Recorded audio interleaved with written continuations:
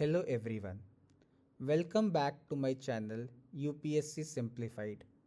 Hope you all had a great Diwali week and enjoyed the festivities. I am back continuing my initiative of daily newspaper analysis with respect to UPSC mains answer writing. Today I have picked up more articles from 20th October newspaper which we will be analyzing and seeing what are the things that we can directly replicate in our answers. The first article that we are taking is regarding the issue of private sector investment in our economy. This is a very important article from UPSC Mains GS3 economy section perspective. Let's deep dive into this article. The first thing the article mentions is that boosting private consumption levels in the economy has been a key concern for Indian policymakers. To achieve this, the government has given income tax relief. They have also provided cash transfers wherever possible, and the latest move has been to cut GST tax rate. While boosting private consumption appears to be the goal, but this isn't the final goal, and that is a very important point. What the government actually hopes is to push the economy into a self sustaining cycle of economic growth. This is a very important key phrase that must be there in your answer sheets. So, this is what the government is hoping to achieve. A rise in consumption demand is a prerequisite for private sector to start investing. So the private sector will only invest when it will feel that there is a demand for its goods. So the government is boosting the private consumption. And to sweeten the deal for the private sector, the government is also spending more and more towards building India's physical infrastructure in a bid to crowd in private sector investments. This is another keyword for you. Now, despite all this, when you look at this chart, you will find that the private sector contribution has actually decreased in the past few years, and in FY 23-24 it fell sharply to a level of 33%. The growth in recent times has come mostly on the back of government spending in investment. But in the long run, the growth will be sustainable only if private sector investments crowd in. So, in the current scenario, the government has not been able to successfully crowd in the private sector investment. And these are the points that I picked from the article. To go beyond this article, you should also analyze why the private sector investment is lacking and what are the suitable way forwards. If in future any good article comes discussing these measures, I will discuss that too. But for now, you can do that research on your own also. Okay, so that was it about the first article. The second thing I picked up was a very interesting article where the Supreme Court has expressed serious concern over non implementation of more than 8.82 lakh judgments passed by the courts in civil disputes. So, this is a very important data point. Every aspirant quotes a number like 5 crore cases are pending, but that is only half the picture. Even in cases where a judgment has been passed, the execution is not being done, and 8.82 lakh petitions for these pending execution are there in the courts. And this is a very concerning fact that at step 1 the judgments are already pending, and even those judgments which are being passed are not being implemented. So this elevates your answer to a higher plane. So make sure to use such data to differentiate your answers from the general crowd. So that is the only point relevant for your mains answer from this article. That's why I have kept only this point. The next article was analyzing the political election in Bihar.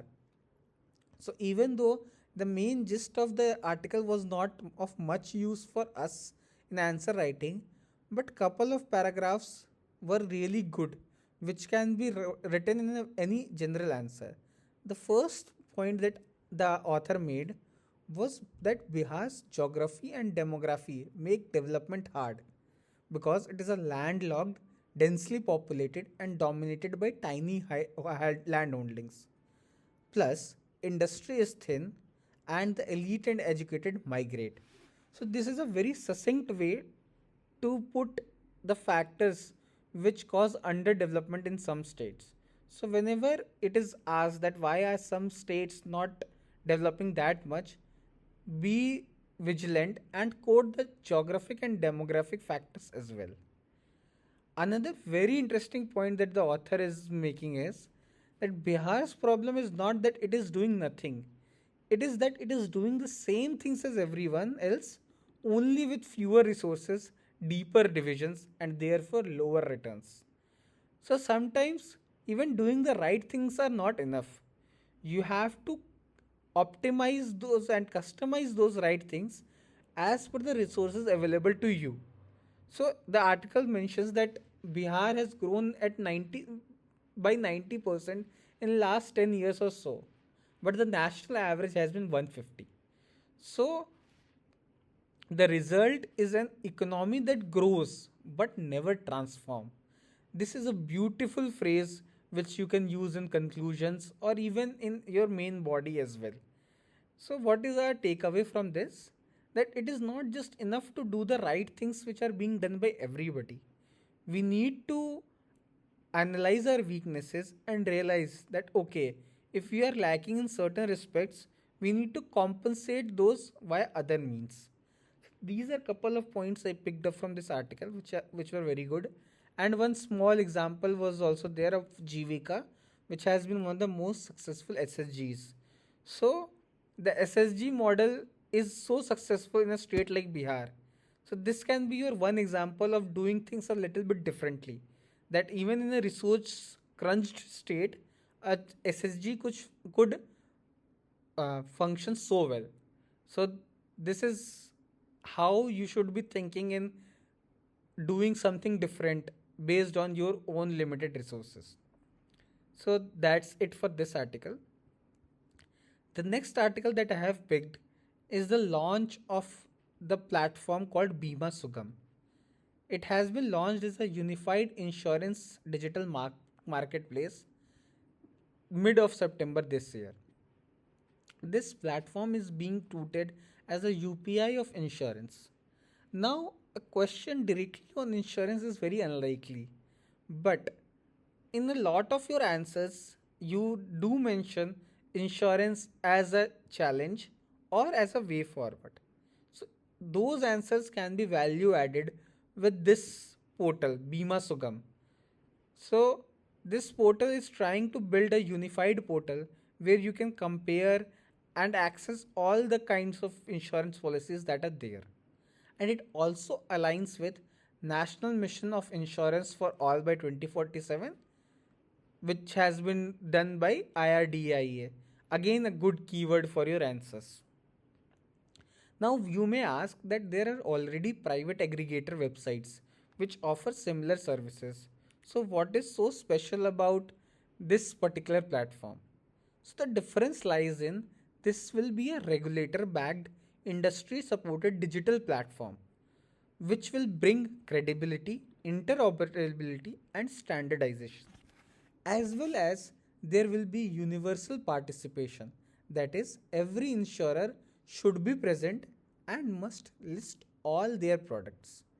This will expand choice and it will also highlight the cases where too many products are created, causing a issue of too much choice. So both choices will be highlighted here. And such platform can be beneficial in providing auto renewable and secure auto debit options, which will also prevent unintentional policy lapses. So these were few points which you can intelligently use when you are making any point related to insurance. Okay. The next article was about why emergency care needs to be prioritized. So this was an article which discussed about why ambulances are important and how we have transformed to a situation where now once the ambulance reaches, first aid care and even oxygen and other forms of care are given in the ambulance itself. So it was a very unique line that struck me in this article, that from the golden hour, the world is now moving towards the platinum 10-minute standard.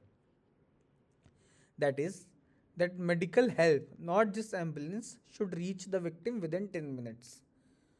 So, you must be familiar with the golden hour concept, that in any trauma or any other sudden attack, the first hour is very important.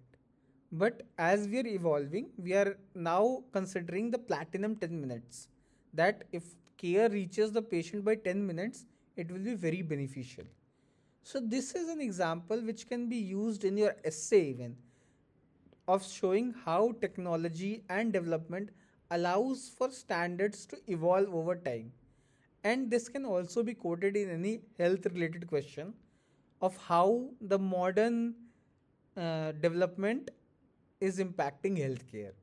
So, the whole conception of the idea of health is being changed, and we are moving towards a much faster time frame. So, that is it about this article. The last article that I have picked was regarding ChatGPT and OpenAI CEO Sam Altman's new announcement that ChatGPT will now allow erotica content for its adult users. Now, this article is very interesting from an ethical point of view. You can use this as an example of how new tech inventions ultimately go down the same route of making money through adult content. This also raises a plethora of questions regarding the use of AI. While AI is being touted as the harbinger of growth and development, is it a chance that in a bid to monetize AI, we will end up asking the AI to create content like erotica? So, this raises several ethical issues, and this can be a very good ethical case study to be used in your GS4 paper. So, as you can see from the articles, I only pick the things which are the most relevant for your answers, which can actually make it in your answer copy. So, this has been my approach in creating these videos. If you like this approach, do comment and subscribe. And if you want any other additions or changes in the format I am doing these videos in, do let me know. Thanks a lot.